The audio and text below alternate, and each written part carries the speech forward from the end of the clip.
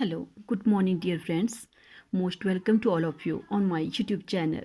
Dear friends, आज video बनाने के लिए थोड़ा लेट हो गए, तो अपने इस नेक्स्ट सेशन को शुरुआत करते हुए आज का जो हमारा टॉपिक रहेगा वो रहेगा भारत के द्वीप। फ्रेंड्स, आप याद रखिए, आपको फ्रेंड्स यहाँ से जो भारत के द्वीप हैं उनमें से एक क्वेश्चन पक्का आपको कॉम्पिटिटिव एग्ज़ाम में देखने के लिए मिलेगा। तो आज जो भी मैं क्वेश्चन आपके सामने रिपीट करूँगी उनको आप ज़रा ध्यान से सुनना और इस ध्यान से इस वीडियो को वॉच करना, और हो सके तो इन क्वेश्चंस को अपने लिए एक नोटबुक लेकर के उसके ऊपर उसको राइट डाउन कर लेना। So let us start. हमारा जो आज के वीडियो का ये फर्स्ट क्वेश्चन रहेगा वो रहेगा भारत। जैसे मैंने आपको बताया कि टॉपिक का जो शीर्षक है वो है भारत के द्वीप। तो फ्रेंड्स, भारत के द्वीपों की ओर जाने से पहले आपको पता होना चाहिए कि भारत की सबसे लंबी जो तटरेखा लगती है वो आपकी गुजरात के साथ लगती है, और दूसरी जो सबसे लंबी तटरेखा लगती है वो लगती है आपके आंध्र प्रदेश की, और तीसरी जो लंबी तटरेखा लगती है वो लगती है महाराष्ट्र की। हाँ, अब हम आते हैं अपने टॉपिक के ऊपर जिसका नाम है भारत के द्वीप। अगर बात की जाए अंडमान निकोबार द्वीप समूह की, तो अंडमान निकोबार द्वीप समूह जो कि बंगाल की खाड़ी में स्थित है और ये एक यूनियन टेरिटरी है, यानी कि एक केंद्र शासित प्रदेश है। और फ्रेंड्स, आपका ये अंडमान निकोबार द्वीप समूह की जो एस्टैब्लिशमेंट हुई थी, इट वाज एस्टैब्लिश्ड ऑन 1 नवंबर 1956 को।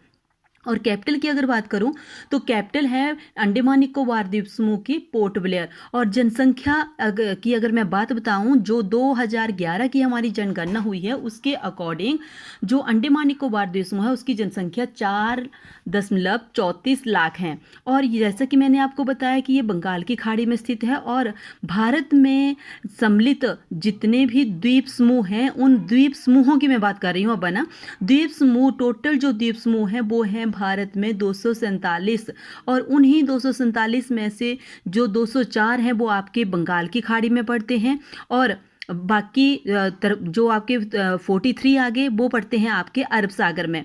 अब जैसा कि मैंने आपको बताया कि जो अंडमान निकोबार द्वीप समूह है वो एरिया वाइज सबसे, जितने भी आपके 8 जो यूनियन टेरिटरी हैं उनमें सबसे बड़ा जो है एरिया वाइज वो है आपका अंडमान निकोबार द्वीप समूह। अंडमान निकोबार द्वीप समूह की अगर मैं बात करूं तो उत्तरी अंडमान में अंडमान निकोबार द्वीप समूह की सबसे ऊंची चोटी है जिसका नाम है सैंडल पीक। इसको जरा ध्यान से सुनना फ्रेंड्स, ये सैंडल पीक ये अक्सर एग्जाम में पूछी जाती है कि जो हमारा अंडमान निकोबार द्वीप समूह है उसकी सबसे सर्वोच्च जो चोटी है उसका क्या नाम है, तो आपका आंसर रहेगा सैंडल पीक। इसकी समुद्र तल से हाइट 737 मीटर है। और निकोबार में अगर मैं बात करूं निकोबार की, तो निकोबार में कुल जो द्वीप हैं वो हैं हमारे 19, और सबसे बड़ा जो द्वीप है वो है आपका निकोबार। और ये जो पड़ता है ये आपका ग्रेट निकोबार दक्षिणी में स्थित है, जो कि इंडोनेशिया के सुमात्रा द्वीप से 147 किलोमीटर दूर है। नेक्स्ट पे आते हैं। नेक्स्ट जो हमारा क्वेश्चन रहेगा वो रहेगा बैरन तथा नारकोंडम। बैरन तथा नारकोंडम जो है वो एक ज्वालामुखी द्वीप हैं जो कि भारत के अंडमान निकोबार में स्थित हैं। और बैरन जो है वो भारत का सबसे सक्रिय ज्वालामुखी है, और नारकोंडम जो है वो भारत का सुप्त ज्वालामुखी है। ठीक है, आगे आते हैं हम दक्कन प्रांत। दक्कन प्रांत जो है वो आपके दक्षिणी अंडमान और लिटिल अंडमान के बीच में स्थित है। और फ्रेंड्स, मोस्ट इंपॉर्टेंट क्वेश्चन आपसे पूछा जाता है कि कौन सी जो 10 डिग्री चैनल रेखा है वो किसको से अलग करती है, तो 10 डिग्री चैनल रेखा जो है वो आपके अंडमान को निकोबार से अलग करती है। आगे आ जाइए आप लक्षद्वीप समूह। लक्षद्वीप समूह की बात करूं तो लक्षद्वीप समूह आपका अरब सागर में स्थित है, और इसमें कुल जो द्वीपों की संख्या है वो है आपकी 25। और फ्रेंड्स, ये सारे के सारे द्वीप जो हैं वो मूंगे की चट्टान पर स्थित हैं। ठीक है, आगे चलते हैं हम। कुल द्वीपों की संख्या जो है इसमें 36 है, और जो कि प्रबल भीतियों से पूरी तरह से घिरे हुए हैं। और यहाँ पर सबसे बड़ा जो द्वीप है, मैं बात कर रही हूँ लक्षद्वीप की, तो उसका नाम है ऑनडेट। और मुख्य जो द्वीप है वो है लक्षद्वीप के उत्तर में, और एक है आपका पिपली द्वीप जो कि मानव निवास से पूरी तरह से रहित है, लेकिन यहाँ पर बहुत ही बड़ा पक्षी अभ्यारण्य जो है वो स्थापित किया गया है। और आबादी जो है, मैंने आपको बताया कि टोटल जो द्वीप है वो 36 हैं, लेकिन आबादी मुख्य रूप से सिर्फ 10 ही द्वीपों पर संपन्न हुई है। यानी कि और बात की जाए आपके पंबन द्वीप, जो कि अक्सर पूछा जाता है एग्जाम में, पंबन द्वीप जो है वो आपकी मन्नार की खाड़ी में स्थित है। नेक्स्ट चलते हैं अब मिनी कोआई द्वीप। मिनी कोआई द्वीप जो है फ्रेंड्स, वो भी अक्सर एग्जाम में आपसे पूछा जाता है। जो आपका मिनी कोआई द्वीप है, ये आपके दक्षिणी में यानी कि दक्षिणी में क्वारत्ती के मध्य स्थित है और 9 डिग्री चैनल रेखा जो है वो क्वारत्ती को मिनी कोआई से अलग करती है। अगर बात की जाए 8 डिग्री चैनल रेखा, तो 8 डिग्री चैनल रेखा जो है वो मिनी कोआई को कहाँ से अलग करती है? ये मालदीव से उसको अलग करती है। और सेकेंड वर्ल्ड वॉर के बाद फ्रेंड्स, आपको पता होना चाहिए कि जो जापानी सेना थी उसने क्या कर लिया था? आपके अंडमान निकोबार द्वीप समूह के ऊपर अपना कब्जा कर लिया था। लेकिन जो हमारे सुभाष चंद्र बोस जी थे, उन्होंने क्या किया था? वहां से जापान की सेना को खदेड़ करके भारतीय तिरंगे को वहां पर लहराया था। और अभी हाल ही में मैं बात करूं अगर आपके 2019 की, तो 2019 में जो आपके अंडमान निकोबार द्वीप समूह के 3 द्वीप थे, उनका नामकरण जो है माननीय प्रधानमंत्री मोदी जी के द्वारा चेंज कर दिया गया है। तो ये क्वेश्चन जो है वो आपसे एग्जाम में पूछे जा सकते हैं।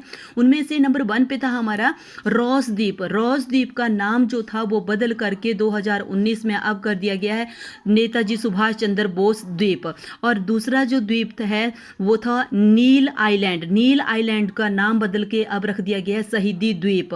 और तीसरा जो द्वीप था वो था हैवलॉक आइलैंड। हैवलॉक आइलैंड का जो नाम बदला गया, वो बदला गया, उसका नाम बदल कर रखा गया स्वराज द्वीप। और ये जो इनका नामकरण जो चेंज किया गया, ये द्वीपों की 75 जो वर्ष एनिवर्सरी मनाई गई 2019 में, उसके दौरान इन नामों को बदला गया।